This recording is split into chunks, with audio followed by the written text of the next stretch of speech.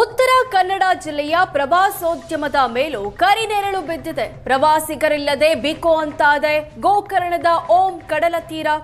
Petroleum ಉತ್ಪನ್ನಗಳ ಅಭಾವ ಹಾಗೂ ಬೆಲೆ ಏರಿಕೆಯಿಂದ ಪ್ರವಾಸಿಗರ ಸಂಖ್ಯೆಯಲ್ಲೂ ಗಣನೀಯ ಇಳಿಕೆ ಕಂಡಿದೆ.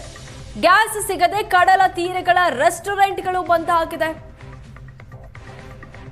ಗ್ಯಾಸ್ ಸಿಗದೆ ಕಡಲ ತೀರಗಳು ರೆಸ್ಟೋರೆಂಟ್ ಬಂದ್ ಆಗಿದೆ. ಪ್ರವಾಸೋದ್ಯಮದ ಮೇಲೂ ಇದರ ಪ್ರಭಾವ ಬೀರಿದೆ.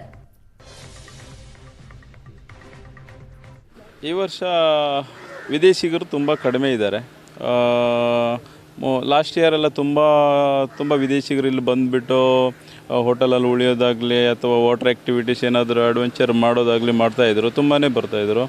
ಈ ವರ್ಷ ಲಾಸ್ಟ್ ಇಯರಿಗೆ ಕಂಪೇರ್ ಮಾಡಿದ್ರೆ ತುಂಬ ಕಡಿಮೆ ಇದೆ. ಯಾಕೆಂದರೆ ಹೊರಗಡೆ ಯುದ್ಧ ಎಲ್ಲ ನಡೀತಾ ಇರೋದ್ರಿಂದ ಮೇ ಬಿ ಹಾಗೆ ಅಂದ್ಕೊಂಡಿದ್ದೀವಿ.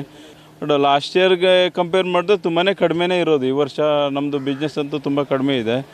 ಅದು ದೇಶದಲ್ಲಿ ಬೇರೆ ಬೇರೆ ಬೆಳವಣಿಗೆಗಳು ನಡೀತಾ ಇದೆ. ಗ್ಯಾಸ್ ಆಗಲಿ ಪೆಟ್ರೋಲು ಅದ್ರ ಸಂಬಂಧ ನಮಗೆ ಈಗ ಬೇಸಿಗೆನೂ ಜಾಸ್ತಿ ಇದೆ. ಇಲ್ಲಿ ಬಿಸಿಲು ಸೆಕೆ ಇದು ಜಾಸ್ತಿ ಇದೆ.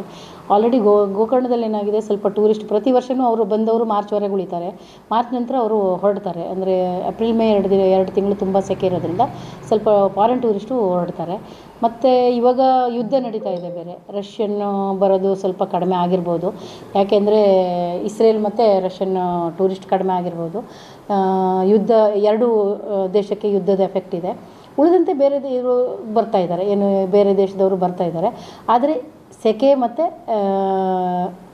ಹೋಟೆಲ್ಗಳಲ್ಲೆಲ್ಲ ಗ್ಯಾಸ್ಗಳು ಪ್ರಾಬ್ಲಮ್ಮು, ಪೆಟ್ರೋಲಿಯಂ. ಮಧ್ಯಪ್ರಾಚ್ಯ ದೇಶಗಳ ಯುದ್ಧದ ಕರಿನೆರಳು ಈಗ ಉತ್ತರ ಕನ್ನಡ ಜಿಲ್ಲೆಯ ಪ್ರವಾಸೋದ್ಯಮದ ಮೇಲೂ ಬಿದ್ದಿರುವಂಥದ್ದು. ನಾವೀಗ ಕುಮಟಾ ತಾಲೂಕಿನ ಗೋಕರ್ಣದ ಓಂ ಕಡಲ ತೀರದಲ್ಲಿದ್ದೇವೆ. ನೋಡ್ಬೋದು, ಇಲ್ಲಿ ಪ್ರತಿ ವರ್ಷ ಸಾಕಷ್ಟು ಪ್ರಮಾಣದಲ್ಲಿ ವಿದೇಶಿ ಪ್ರವಾಸಿಗರು ಬರ್ತಿದ್ರು. ವಿದೇಶಿ ಪ್ರವಾಸಿಗರ ಜೊತೆಗೆ ದೇಶಿ ಪ್ರವಾಸಿಗರು ಸೇರಿ ತುಂಬಾ ಜನ ಪ್ರವಾಸಿಗರು ಈ ಒಂದು ಕಡಲ ತೀರದಲ್ಲಿ ವಿಹಾರ ಮಾಡ್ತಿದ್ರು, ನೀರಲ್ಲಿ ಆಟ ಆಡ್ತಿದ್ರು. ಪ್ರಮುಖವಾಗಿ ಗಮನಿಸಬೇಕಾಗಿರೋದೇನಂತಂದ್ರೆ, ಇರಾನ್ ಹಾಗೂ ಇಸ್ರೇಲ್ ಭಾಗದಿಂದಲೇ ಅತ್ಯಧಿಕ ಪ್ರಮಾಣದ ಪ್ರವಾಸಿಗರು ಈ ಒಂದು ಓಂ ಕಡಲ ತೀರಕ್ಕೆ ಬರ್ತಾ ಇದ್ರು. ಆದ್ರೆ ಯುದ್ಧದ ಹಿನ್ನೆಲೆಯಲ್ಲಿ ಒಂದೇ ಒಂದು ಇಸ್ರೇಲಿ ಪ್ರವಾಸಿಗರು ಈ ಒಂದು ಕಡಲ ತೀರದಲ್ಲಿ ಕಾಣಿಸ್ತಾ ಇಲ್ಲ. ಪ್ರಮುಖವಾಗಿ ಗಮನಿಸಬೇಕಾಗಿರೋದೇನಂತಂದ್ರೆ, ದೇಶಿ ಪ್ರವಾಸಿಗರ ಸಂಖ್ಯೆಯೂ ಕಡಿಮೆಯಾಗಿದೆ.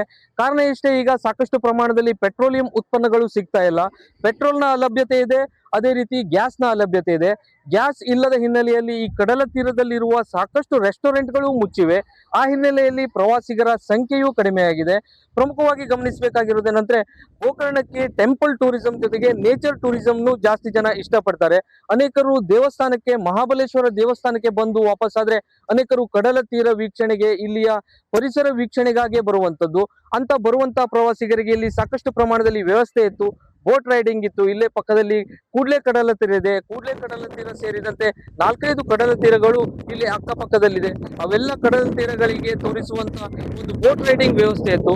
ಆದ್ರೆ ಪ್ರವಾಸಿಗರ ಅಲಭ್ಯತೆಯಿಂದ ಈ ಎಲ್ಲಾ ಒಂದು ಕಾರ್ಮಿಕರು ಈಗ ಸಂಕಷ್ಟದಲ್ಲಿದ್ದಾರೆ. ಪ್ರಮುಖವಾಗಿ ಏನು ಅಂತಂದ್ರೆ, ಇಲ್ಲಿ ಇಸ್ರೇಲ್ನ ಪ್ರವಾಸಿಗರು ಜಾಸ್ತಿ ಬರ್ತಿದ್ರು.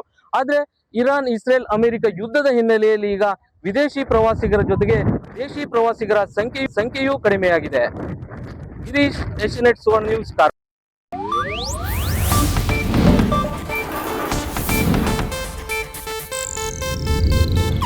ಇದು ಏಷ್ಯಾನೆಟ್ ನ್ಯೂಸ್ ನೆಟ್ವರ್ಕ್ ಪ್ರಸ್ತುತಿ.